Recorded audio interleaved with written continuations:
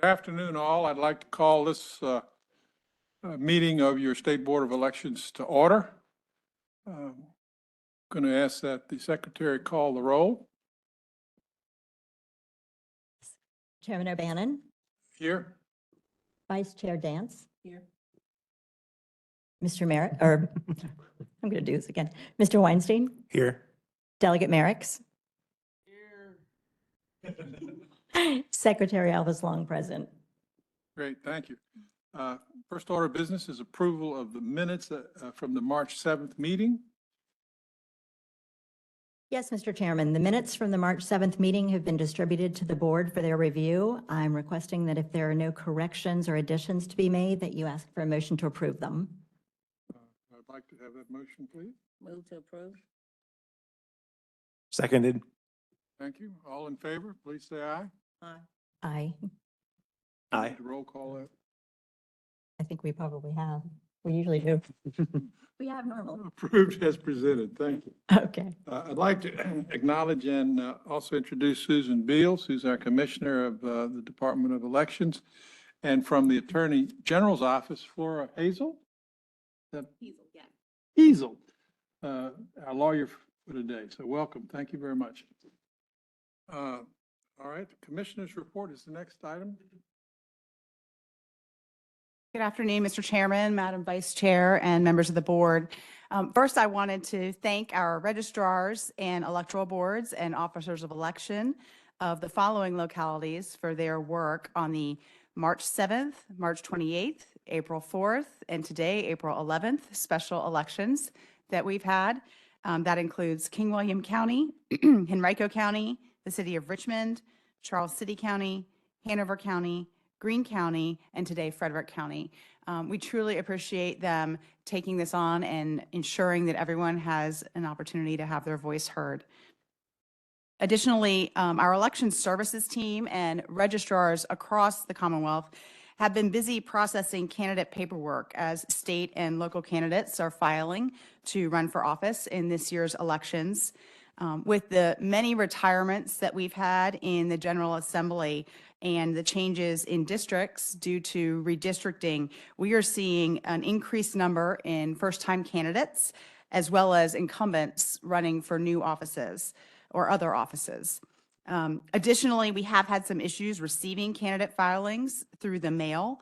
And given this, I would like to respectfully request that the board consider amending today's agenda to approve an extension for all candidates to file as permitted under 24.2-503 of the Code of Virginia. This would allow an additional 10 days for candidates who would otherwise qualify for the primary ballot to file their paperwork with the state and would give them a chance to get those two documents in if they're already listed on a 527 that is submitted by a local party. Paul Saunders of our team is here today and prepared to present this item to the board should you decide to consider it today. And that is all. Thank you. All right, thank you very much for that report. So I'll just make a comment that we have some history for these reports. You know, for years it was an automatic 10 days, and then under our former chairman, we chose to get a little stricter for that. But I have to say that this year is an extraordinary year, and there is redistricting, and then there's many, many new candidates. And with the mail challenges that you have noted, which are part of our bailiwick, then I think I would appreciate it if we would have a motion to amend the agenda to include a motion on a 10-day automatic extension for late filing for this cycle. Mr. Chair, I move that the board grant an extension. All right. We do move that we put this on the agenda and that be done. All right. Any, is there a second? Second. Great, thank you. Any board members have any comments? Any citizens here in the building have any comments? Anybody online have any comments? I think we're ready for a vote. All right. Call Chairman roll. O'Bannon, Aye. Vice Chair Dance, Aye. Mr. Weinstein, Aye. Delegate Merricks. I saw an aye. And Secretary Alvis Long, aye. All right, thank you very much. Next item of business is certification of our March 28th special elections. Mr. Saunders, I believe that's your presentation. Welcome. Yes, sir. Thank you. 4 localities conducted a special election on the March 28th to fill a vacancy in the 9th Senate District of Virginia. They were Henrico, Hanover, Charles City counties, and Richmond City. Upon completion of that election, local general registrars entered their relevant election data into the Veris system. And in accordance with law, local electoral boards conducted their provisional ballot meeting and canvasses and ascertained the local results, which they then forwarded to our department for review. Upon receipt of those localities' abstracts, election administration staff checked for errors and accepted those ascertained results as presented. Therefore, elect staff recommends that the board certify the results as presented and declare the winner. Happy to take any questions, Mr. Chairman. All right, thank you for that presentation. Does the board have any questions? Anybody in the room have any questions or online? It's my understanding that the Senate is looking to swear in Senator-elect Bagby at 2:00, so we will be making the deadline. So let's call the roll on that motion. Chairman O'Bannon, Aye. Vice Chair Dance, Aye. Mr. Weinstein, Aye. Delegate Merrick's, Secretary Alvis Long, aye. All right, so that special election is properly certified. Thank you, Thank you Mr. very much. Mr. Chair, Yes, might it make sense to have Mr. Sanders present on the candidate extension since he's there, or do you want to? sure, he could address that.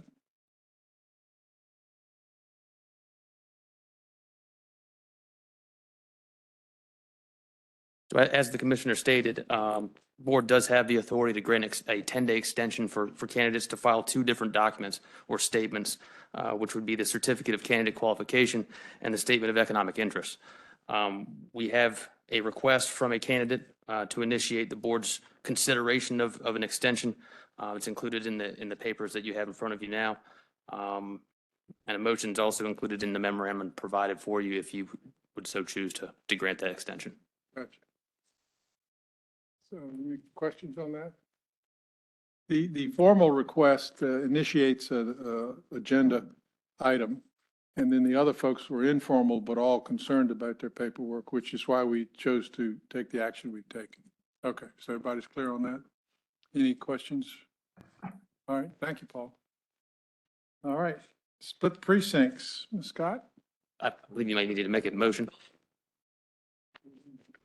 I'm sorry. So now we need a motion on this. But now we're voting on the extension, a 10-day extension. I'm sorry. All right, call the roll. Mr. Chair, I move that the board pursuant to Virginia Code 503, candidates to file a certificate of candidate qualification. Interest is all that. Motion to be. All right, is there a Second. Thank you, Matthew. All right, now, call the roll. Yes. Chairman O'Bannon, Aye.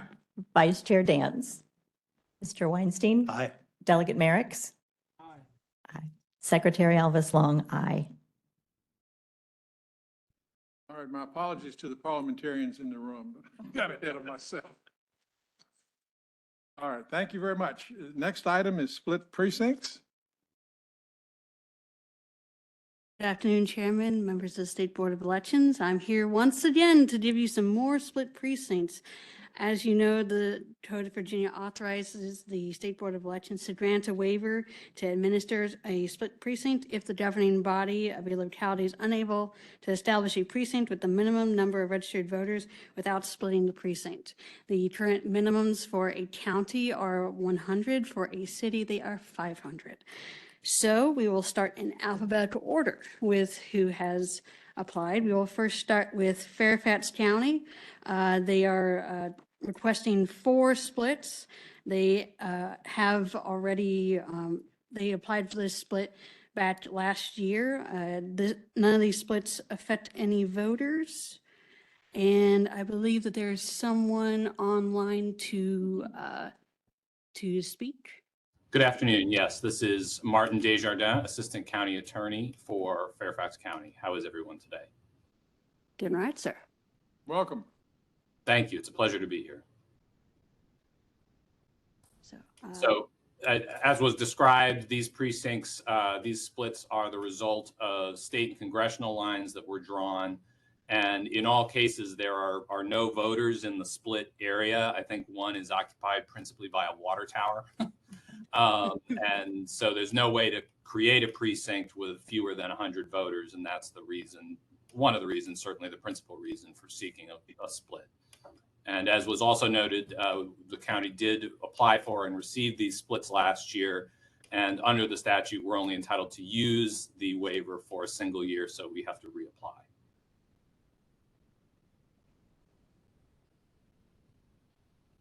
All right, thank you very much. You don't want to take these separately? you may do so. All right, is there a motion to approve the Fairfax request? Mr. Chair, I move to approve the Fairfax County request. All right, is there a second? Second. All right. Any questions? Anybody from the public, either here or online? All right, call the roll, please. Chairman O'Bannon. Aye. Vice Chair Dance. Mr. Weinstein. Aye. Delegate Merrick's. Aye. Secretary Elvis Long, aye. All right, next. All right, next we have Loudoun County. This is a new set of splits that they're requesting. They have not previously requested these. I will address them each. Precinct 713, they're requesting a split regarding the district lines for 26 and 27. This split impacts 449 voters. This is above the threshold stated in code. So that is that one. I believe Mr. Richard Keach, the Deputy General Registrar. After I'm done, he can speak to that. There is Brambleton Middle Little River. This is a split between 31 and 32. Senate districts. The split will impact 3 voters. The next one is another split in Little River that will affect another 3 voters. And then 326 is a split that is likely to occur as new residential construction is being constructed in that area with 13 homes and a possibility of registered voters there. So with that, I will see if Mr. Keach is online to speak. I am here. Welcome. Hi, Chair O'Bannon and members of the board. The 713 Carter precinct split was created because the line used to create the House districts did not follow a clearly definable boundary. So we are looking into how best to remedy the situation, but unfortunately, due to the timing of completing our precinct lines, we did not have the opportunity to figure out how to comply with state code and create a separate precinct there. As I said, it does not follow a clearly definable boundary, which is required by the code. All right, thank you. However, I would say that under 307,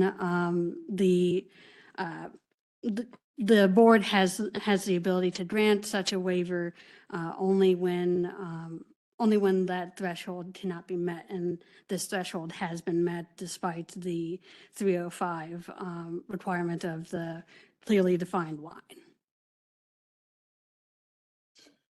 So what does that mean to us? So that means that you do not appear to have the authority to grant at least the split for 713 regarding the 449 voters, since that is above that threshold that I mentioned, that 100 registered voters threshold. So as I said, I don't believe that in code that you have that authority to grant for that one. Questions? So, Madam Chair, yes, ma'am.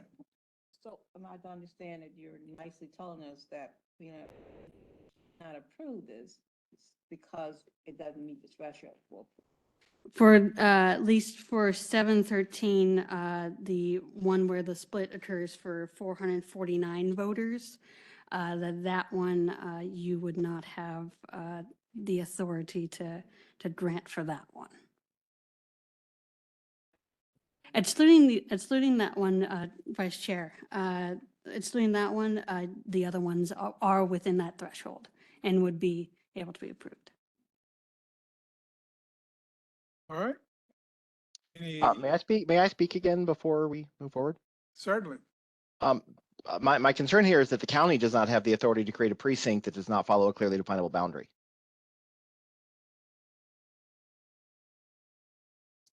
So I guess my question is, what happens in this situation? I believe that you would have to create a new precinct for that. That would not meet legal requirements? As well as they do not have I believe that they do not have the authority to grant such a split.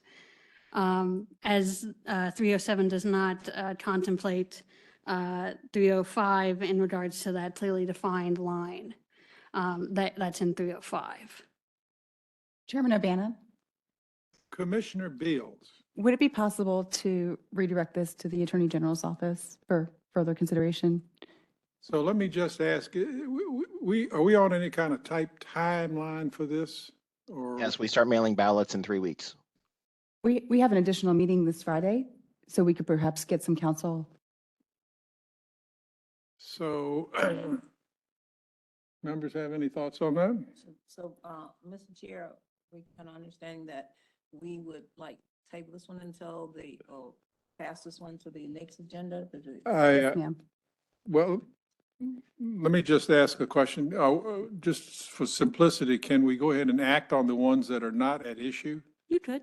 And then ask for the Attorney General to review this one, You which could. apparently has some concerns on both sides of the law as to whose responsibility is where, and perhaps ask them to get back to us for our meeting on Friday. Absolutely. Would someone make that motion? Mr. Chair, I agree to everything you say that we were excluding. 713 and everything else we approve. 11. Is there a second? Actually, I had one quick question about 326. I don't know if that's appropriate at the time. So was the split created by the new construction, or is the split existing before the construction of the new homes?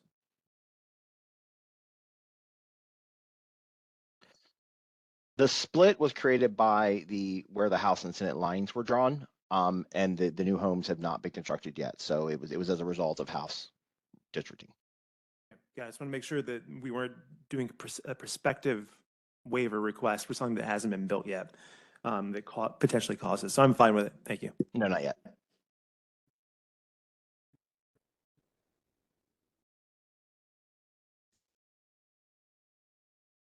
Second.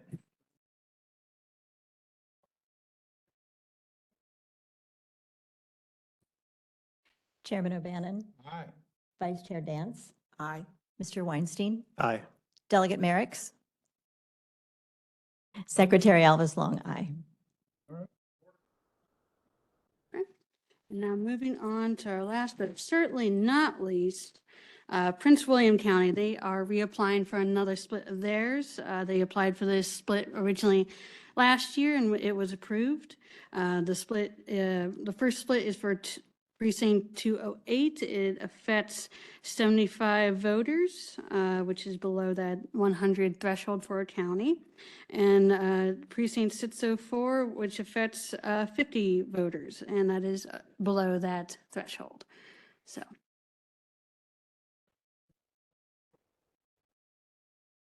Your mic's not on. Thank you. I'm sorry. Anybody from Prince William wish to comment? This is a redo from last year, I guess.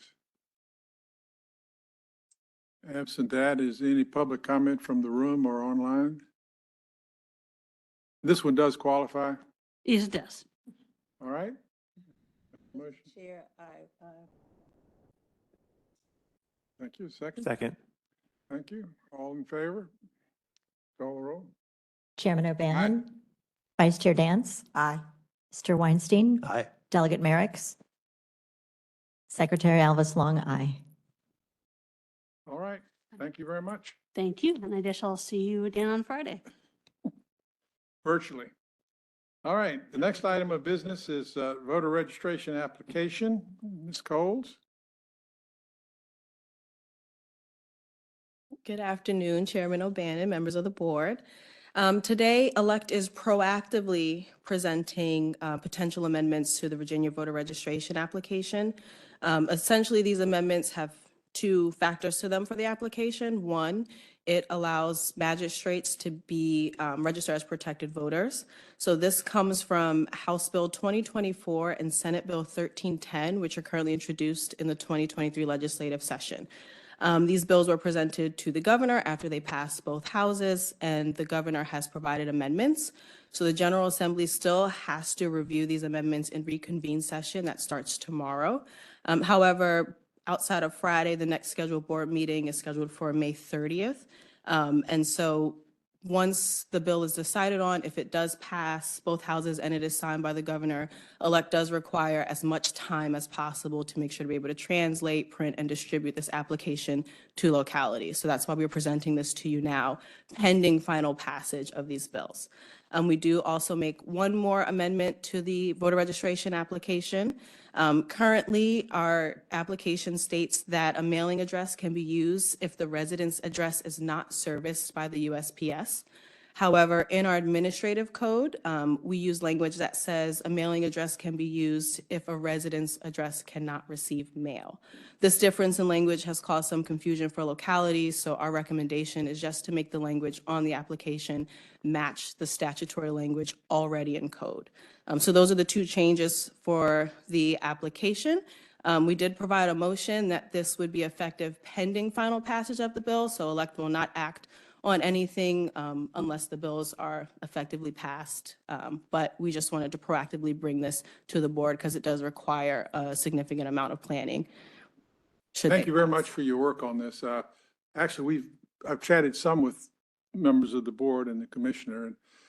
And since we do have veto session tomorrow, and we will know whether the governor's substitutes are adopted or not, I was wondering if it might be prudent just to, we've had the discussion of this, to delay the vote till our meeting Friday, which we can also do at a time definite when we're there.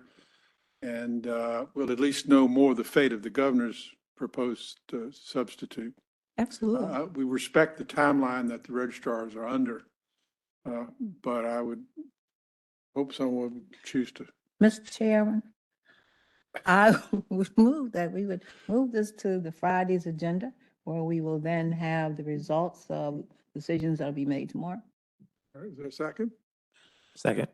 All right, any comments from anybody here in the public or online? All right, all in favor, call the roll, please. Chairman O'Bannon. Aye. Vice Chair Dance. Aye. Mr. Weinstein. Aye. Delegate Merrick's. Secretary Alvis Long, aye. All right, I want to thank you all for doing that. Some of us have been around long enough. We've been bitten by voting for things in concept or provisionally, so this will get us at least one more step down the line to some clarity on where these are going. All right, thank you very much. The next item of business is the No Ink electronic poll book certification process. Good afternoon. So I'm going to speak about the No Link Poll Pad Plus certification, and I'll try to be brief here. Following our requirements and procedures, ELECT performed the preliminary review of the materials from No Ink. No Ink performed their testing and evaluation, and that was conducted February 27th through March 1st. In addition, the system was successfully tested in a mock election on March 2nd, 2023. So I move that the board certify the use of the No Ink Poll Pad Plus 3.4 for elections in the Commonwealth of Virginia, pursuant to the state certification of electronic poll books, requirements, and procedures. All right, thank you for that report. Any members of the board have any questions or comments? Anybody in the room or online? All right, I would appreciate it if a member of the board.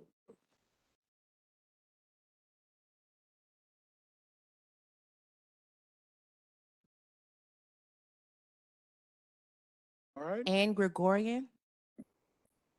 Yes, I was just curious. Section 5 of the certification manual says that the electoral board should be included in that certification process. And yet with the letter that I saw on the agenda attachments, does not appear that there was an electoral board member at that certification or one that was appointed. If there was an appointed electoral board representative, it wasn't indicated in the letter. Yeah, we can look into that. I can review the original emails and see what the, if there's something missing in there. I'm just concerned because it appears that there's a concerted effort to eliminate the electoral board members from these processes. And Section 5, Phase 5 does require electoral board member to be a participant in that certification process. Thank you.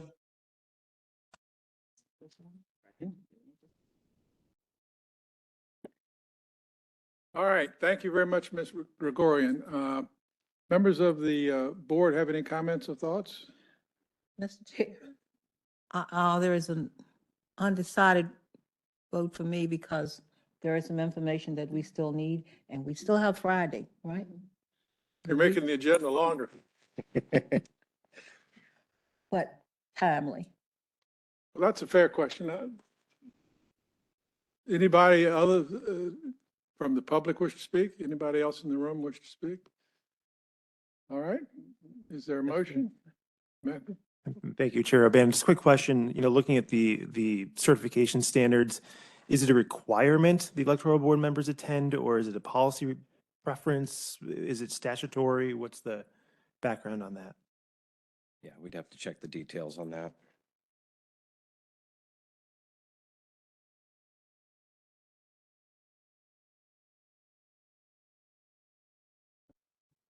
That on till Friday. Do you want to do it now or you want to do it on Friday? This is the last item on our public agenda before public comment.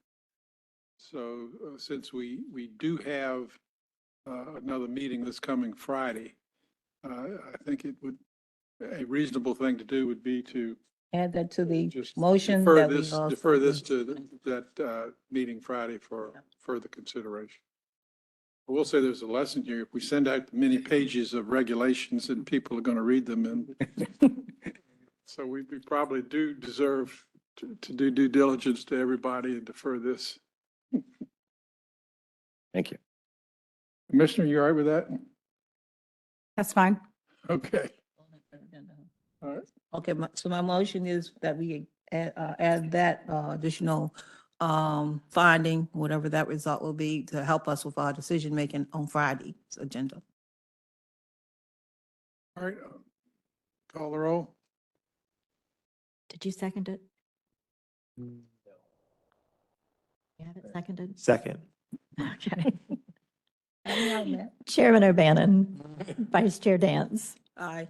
Mr. Weinstein, Aye. Delegate Merrick's. Aye. Secretary Elvis Long, aye. Thank you very much. All right, we now come to the time in the agenda where we have opportunity for public comment on anything not on today's board agenda. Anybody in the room would like to speak? Come and introduce yourself.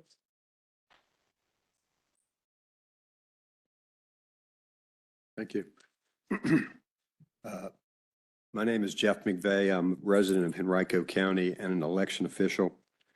And I attended last month's meeting and requested that the board research this organization by the name of ERIC.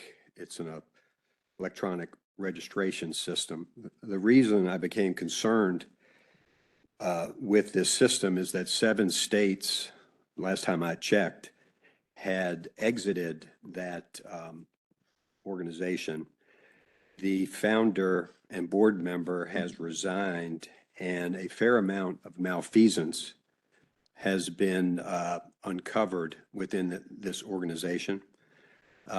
Since last month, I circulated to the board over your website multiple articles on some of this malfeasance that these other states are uncovering. And so I thought I would return this month to ask if we've made any progress with my request. So that's my first question. All right, and your next question? Let's see. Can I get an update on that question? Why don't you finish your presentation? Okay, sure. Be sure. happy to deal with it. Let's Not going to see. indulge in ongoing dialogue or debate. Yeah, I wasn't looking for that. Thank you. I thought maybe someone had looked into it over the past month. I understand. Basically, what is going on in these other states is that they are registration harvesting. And this is not me saying it. The articles that I have sent show emails between state officials and this organization, ERIC. There's another organization that's involved in this. And these states have had a big enough problem where they have exited that system. And I would add that, if the table were turned and this was not, it appears from all this documentation that it is a Democrat-driven process of registration harvesting. If the tables were turned and it was Republican or right-leaning, I would have the same concern. So this is a bipartisan comment of mine, and this ERIC system was invented to be a bipartisan entity, and it is far from that, as evidenced by these 7 other states. And it seems like to me the easiest way to understand how it affects Virginia is to find out from these other states what went wrong and compare it to our systems here. So we have a precedent, we have a trail to follow. So seems to me it would not be that difficult to do it. And then in closing, I would say that in some of these articles that I have distributed, there's violations of election integrity laws that they are trying to get to the bottom of. And so this is a serious matter. And we need the state of Virginia, and this committee needs to see how it impacts, our voters. Okay. You mentioned you were an election official in Henrico. What's your capacity? Well, that's what I signed up as a poll worker. I was sworn in at Henrico County. I don't know exactly, what that means, but my little name tag said election official. As your officer of election. Officer of election. Is that better or worse? So I thank you for your comments. Well, my point is that I have. We've made- actually had discussion on ERIC previously in these meetings, aside your comments, and Commissioner Beals may want to give us an update on that, but it is on everybody's radar screen right now. Commissioner Beals, do you have any? So Virginia's been a founding member of ERIC since its inception. We were one of the original 7 founders of the organization that was created with the mission of list maintenance. There's a provision in the Code of Virginia that requires Virginia to share data with its bordering states, specifically voter registration information, and compare lists to try to track people who move out and move into Virginia, because most people, when they leave Virginia, they don't think to cancel their voter registration. And the way that we see them show up is when they go to the DMV. That's when you're normally catching people and saying, hey, I'm new to the state. And that's an opportunity in a lot of states for them to register as well. We are taking the concerns that have been voiced very seriously and are examining our relationship with ERIC while also pushing for reforms inside the organization. And that's the update I would have for you at this point. Okay. I would just respond very quickly that these other states have found that the cleaning up of the voter rolls has not been taking place. And there are other, activities that are taking place or outside the scope of whatever the original. I would direct you to our website. We post our list maintenance report annually. We have it going back every year to 2013. There's a PDF there that you can click on, and you can see all of our list maintenance efforts for the entire year for each of those years from 2013 to present. And it will delineate for you all of the activities that we undertake to clean our list. Do we know how many phantom voters there are on? We're not going to indulge in details and debate. I appreciate your Okay. comments, and it Thank you. is on our radar screen, and Okay. we appreciate you sharing your information. Okay, anybody else in the room? Anybody online? And I am going to remind everybody of the 3-minute rule. Sure.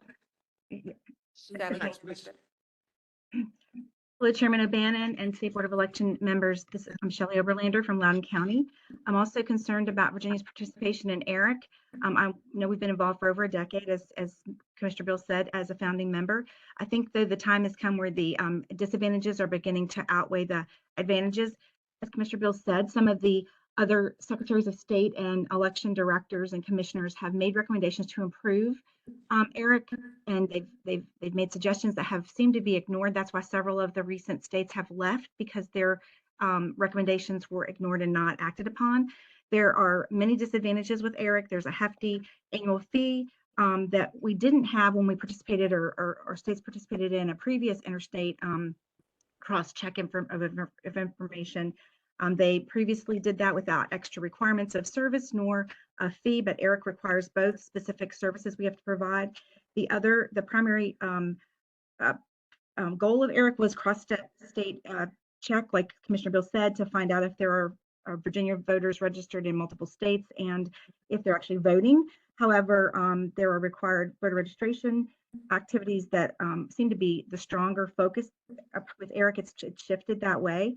We also have concerns about our personal information being shared with ERIC, because they're a third-party organization, and they are authorized to share that information with other organizations that they deem are eligible or okay.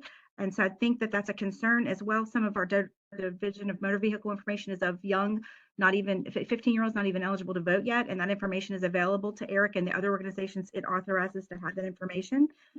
Only about 50 states, not only, less than half, or about half, participate in ERIC. And recently, West Virginia left, which is one of our border states. North Carolina has never participated. So we're not really fulfilling the requirement and code to participate in sharing information in North Carolina and West Virginia by being in ERIC. We have to have memorandums of agreement with those states, which I think is better because we can be specific.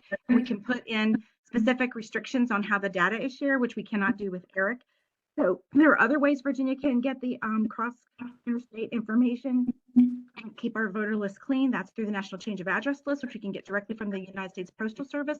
We can also work with the Social Security Administration to find out about deceased voters in other states. And we can continue to have memorandums of agreement with other states to cross-check our data with specific restrictions. So I ask you to please withdraw from ERIC, withdraw Virginia from ERIC. Thank you so much. Thank you very much for your comments. Next. Anne Gregorian. Thank you again for taking my comment.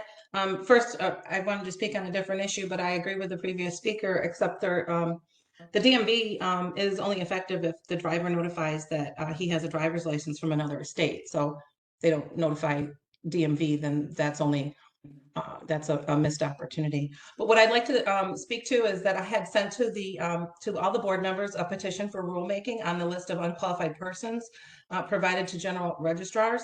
And that request was to establish a process that allows jury commissioners to relay from list of registered voters that they obtain from the Department of Elections information obtained from persons that are returned as unqualified to serve as jurors.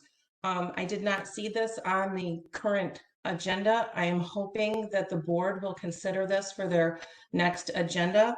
It was brought to my attention by my local district clerk of courts that there is no avenue and procedure in the administrative code that when the lists that come from the Department of Elections for the jury pool get responses that indicate that they're not qualified juries, that they should be somehow relayed back to the registrar and or elect for further investigation under list maintenance. I think it's just a prudent way to continue list maintenance, and several states do this already. And as a matter of fact, in March 2020, it was part of the EAC best practices that this be included in list maintenance. So I hope that the board will consider entertaining it on its next agenda for discussion, and hopefully posting for public comment on town hall. Thank you very much. Thank you very much for your comments and your input, and I can assure you that I received mine and read it. Thank you. Next, Next, we have Lauren Moore. Lauren Moore, welcome. Thank you. I believe the ERIC membership agreement is questionable on a legal basis in at least one respect, probably more. The National Voter Registration Act requires that states publicly disclose their efforts to maintain and update voter rolls. The ERIC membership agreement prohibits that on its face and without a specific court order. The NVRA requires no court order or anything like that.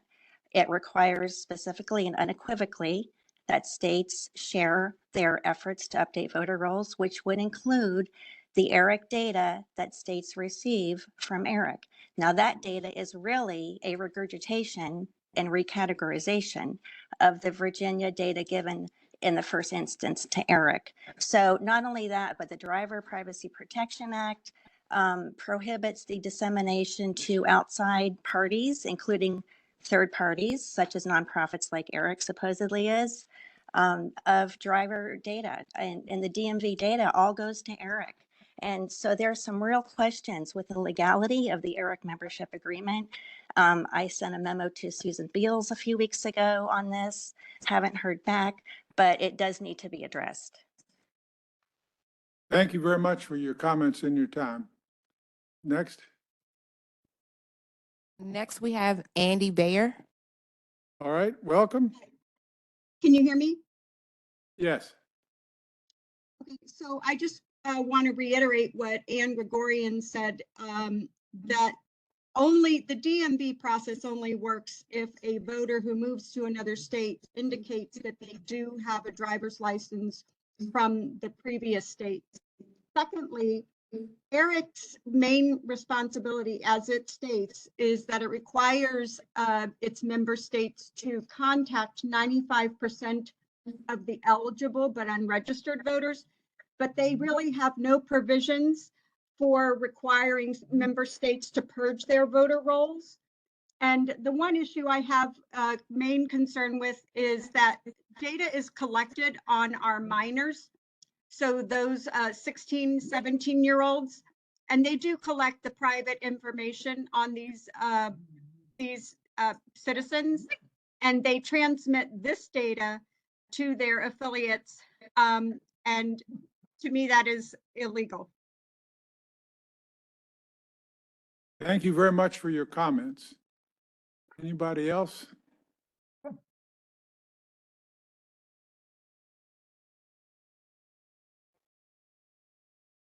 All right, that will conclude the public comment portion of our meeting. We will now plan to go into closed session.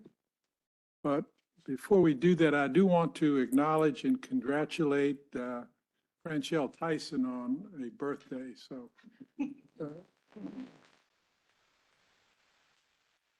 we'll spare you singing your happy birthday, but we all do want to wish you a genuine happy birthday. Thank you. I appreciate it. All right. I'll now accept a motion. Mr. Chairman, pursuant to. Turn your mic. Mr. Chairman, pursuant to Virginia Code Section 2.2-337(1)(a)(7), I move that the board go into closed session for the purpose of discussing pending and threatening litigation. In accordance with Section 2.2-3712F, Susan Beals, Commissioner of Elections, Joshua, And Flora Hazel. And Flora Hazel. okay, Laura Hazel, That's all. and that's it. Lieutenant. And we need to add Travis Andrews. as well. Okay, yeah, Oh, we have Yeah. Mr. Andrews virtually. I apologize. okay. Okay. All right. Is there a second? Second. All right. All in favor? Call the roll. Chairman O'Bannon, Aye. Vice Chair Dance, Aye. Mr. Weinstein, Aye. Delegate Merrick's, Secretary Elvis Long, aye. All right. Birthday girl, if you can make that happen.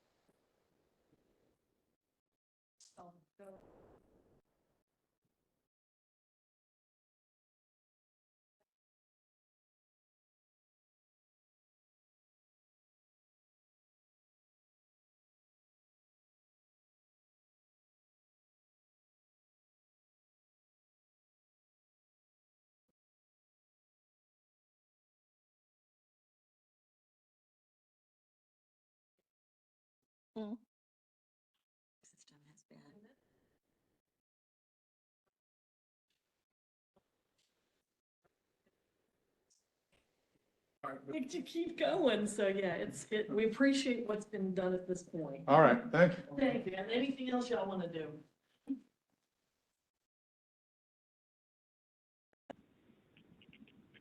We're in big trouble. Her husband is Paul Perry.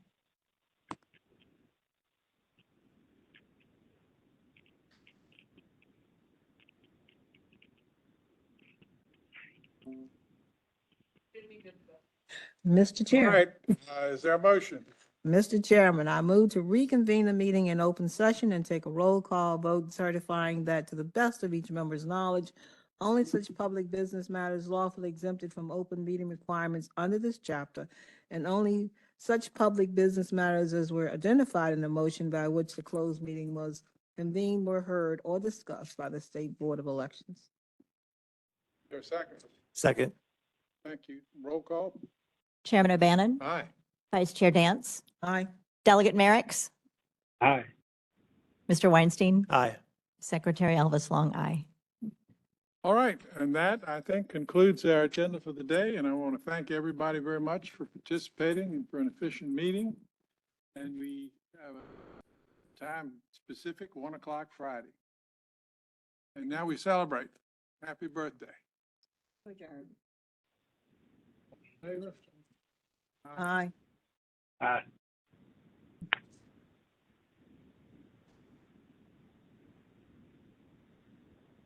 Sure your mic's on.